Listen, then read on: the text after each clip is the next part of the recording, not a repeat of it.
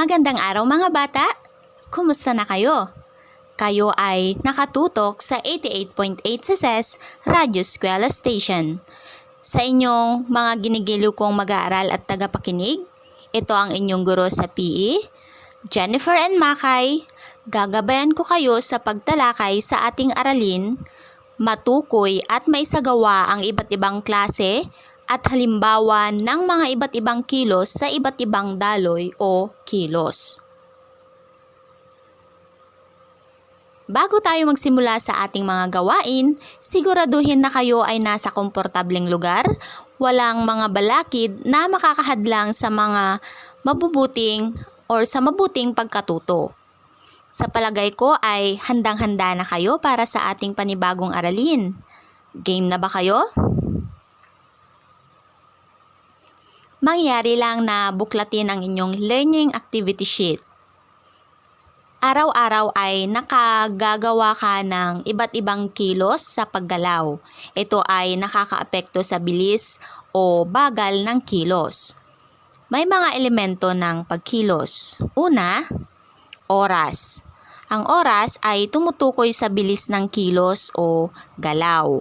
Ito ay nakakaapekto sa bilis o bagal ng kilos. Halimbawa, pagtakbo ng kabayo. Ito ay mabilis. Ang paglakad ng pagong, ito ay mabagal. So, pagkumparahin natin ang mga larawan. So, ang unang larawan ay nagpapakita ng isang batang gumagapang. Ang ikalawa naman ay isang batang kumakandirit at ang huling larawan ay batang naglalakad. Sa kabuuan, maaari nating sabihin na ang paglakad ay mabagal, ang pagkandirit ay mas mabagal, at ang paggapang ang pinakamabagal. Pangalawa ay lakas. Ito ay tumutukoy sa bigat o gaan ng isang kilos. May nararapat na puwersa upang maisagawa ang kilos, ang malakas na puwersa at magaan na kilos. Halimbawa, pagbuhat ng 5 libro, mabigat na kilos. Pagbuhat ng 7 libro, mas mabigat na kilos. At ang pagbuhat ng 10 libro, pinakamabigat na kilos. Pagbuhat ng 6 na pirasong plato, magaan na kilos. Pagbuhat ng 3 pirasong plato, mas magaan na kilos. Pagbuhat ng 1 plato, pinakamagaan na kilos. Pangatlo ay daloy. Dito ay naihahambing ang kilos kung ang kilos ay malaya o di malaya. Ang malayang kilos ay ang kilos na hindi limitado. Ito rin ay may walang sadyang pagtigil sa pagitan ng bawat kilos. Ibig sabihin ay wala itong sinusunod na tamang pagkakasunod-sunod ng mga kilos o hakbang. Ang di malayang pagkilos naman ay nagsasagawa ng mga kilos na limitado. Ito ay may sadyang pagtigil sa pagitan ng bawat isinasagawang kilos. Halimbawa, malaya. Hindi limitado ang galaw, walang strukturang kilos, tuloy-tuloy ang kilos. Pag di malaya naman, ito ay limitado ang galaw, may strukturang kilos, di tuloy-tuloy ang kilos. So ngayon, tignan natin kung gaano ang inyong natutunan sa ating tinalakay na aralin.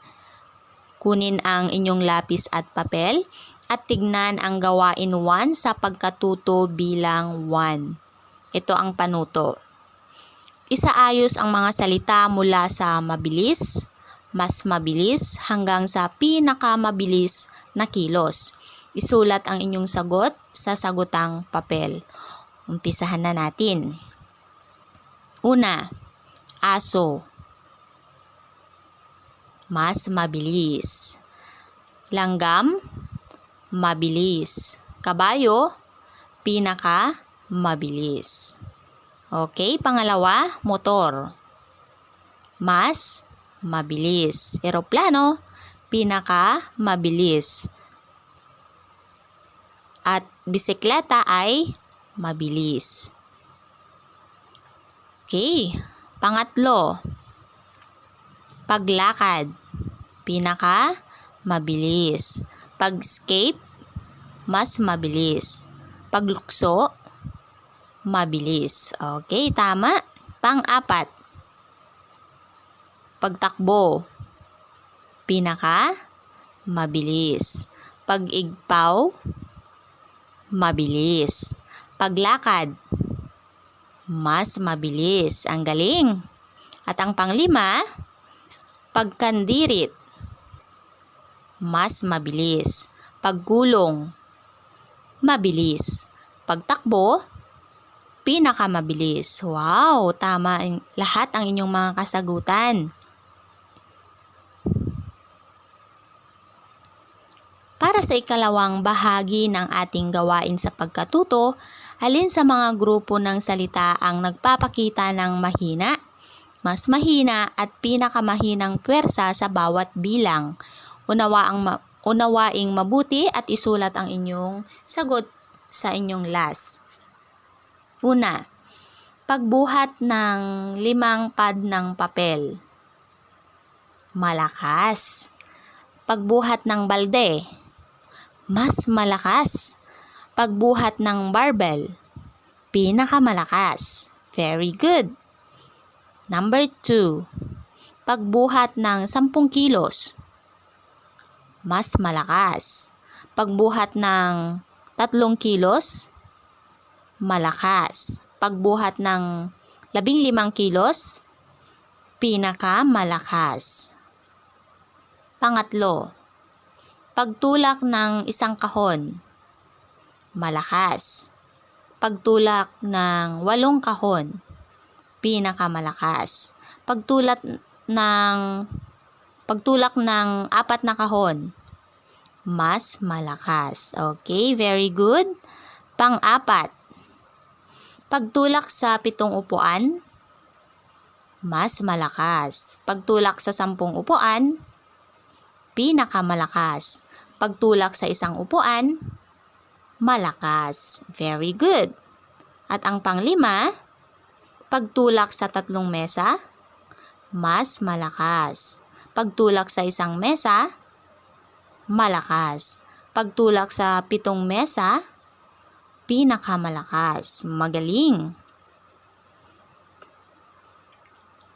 Inaasahan ko na tama lahat ang inyong sagot.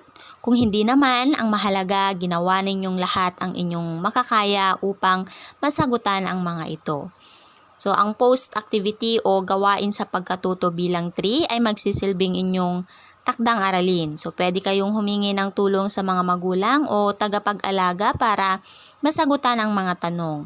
Inaasahan ko sa inyo ibibigay ito pagbalik ng mga magulang ninyo sa mga activity sheets. So, para sa recorded broadcast natin, sa araling ito, bisitahin ang ating YouTube channel, Rick and Jen, Rick as in R-I-C, and na symbol, J as in J-E-N. Meron din akong mga video lessons doon patungkol sa mathematics. So, kung ikaw ay interesado, bisitahin lang yung mga nasa video section. So, isang masaya at makabuluhang oras na kayo ay nakasama ko sa araw na ito. Ito ang iyong guro, Jennifer and Makay, nagsasabing mag-aral ng mabuti upang ang buhay ay mapaigi. Mag-ingat palagi. Hanggang sa muli. God bless!